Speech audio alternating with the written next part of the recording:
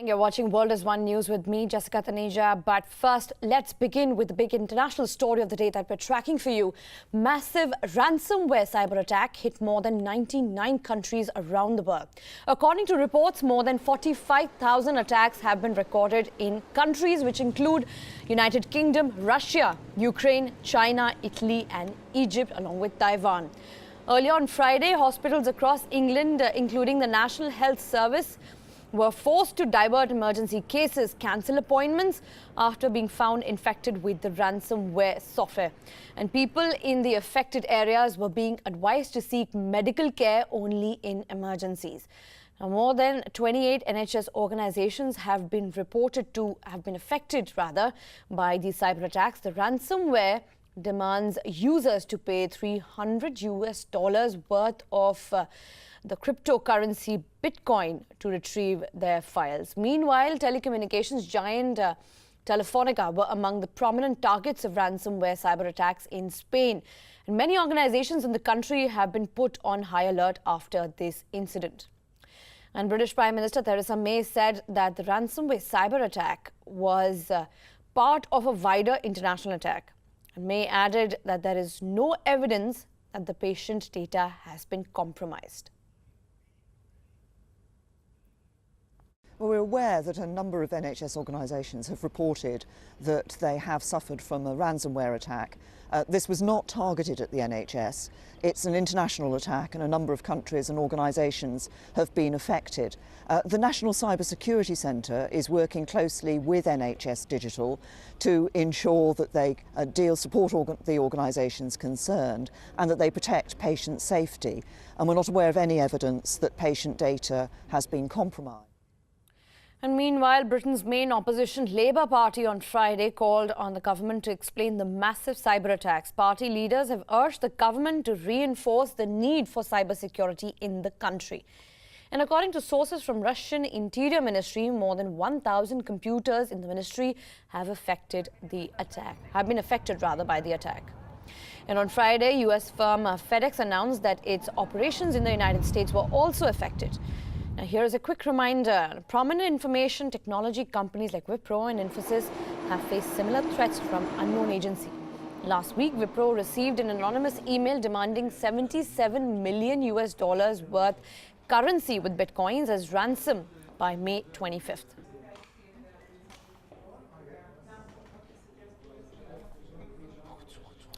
And we have with us Ricardo, who's the president of the European Centre for Information Policy and Security and the current president of Cyberpool. Ricardo, my first question to you here is that massive ransom cyber attacks have hit more than 99 countries around the world. So I want to know how it started and how was it spread? Well, first of all, it's very difficult to understand where it began. I think what is important, what we have to understand at this point in time, is that this is an attack on a critical infrastructure on mass scale. And the failure from many international authorities to recognize that this is a critical infrastructure attack, and probably the very first of its kind, is a very serious and dangerous situation in the fact that unless they recognize the type of attack and who is behind the attack, it's going to be more than likely extremely difficult. In Cyberpool, for example, it's extremely difficult to pinpoint where these attacks originate from.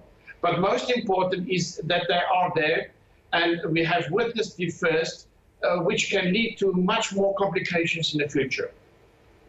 Right, Ricardo. And so far, do we know any more details, like who was behind the attacks or what was the reason for this massive attack?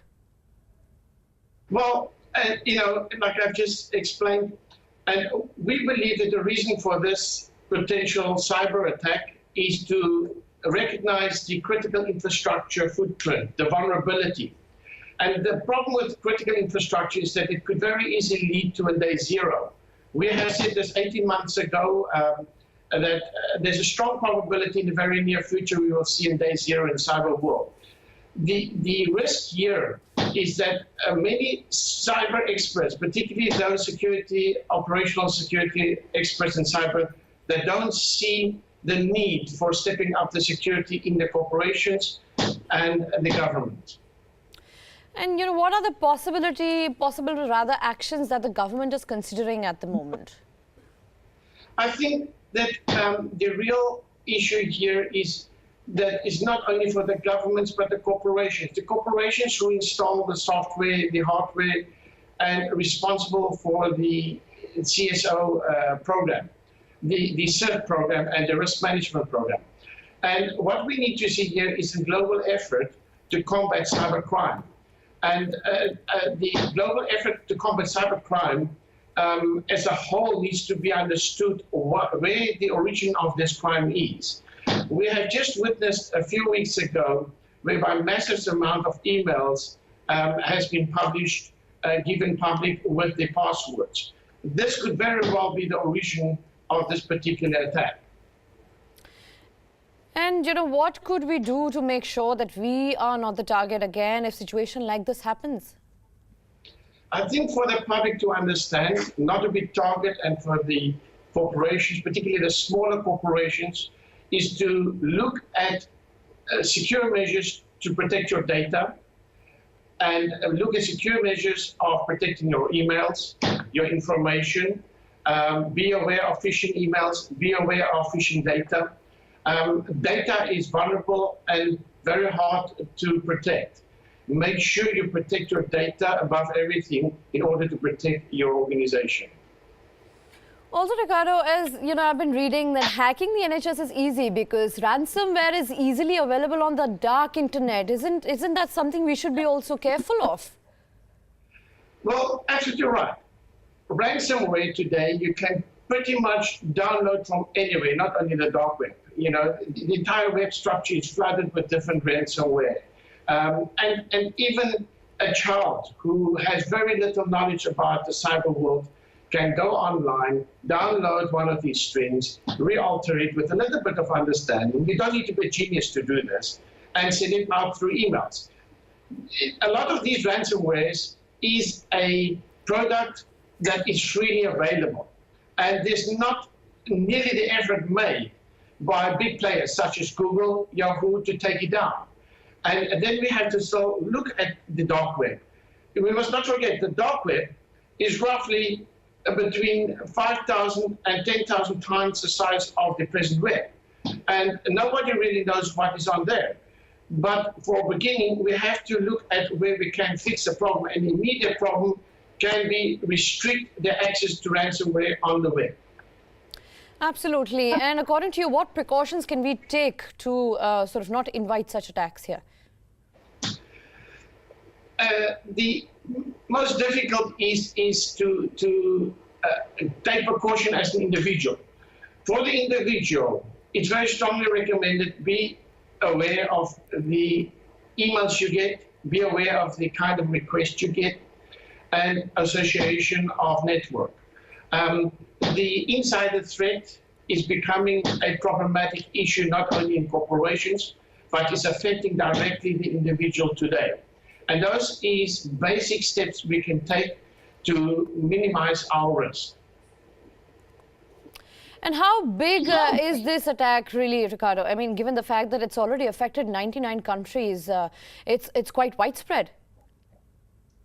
I believe that this is the first of many, many big attacks to come.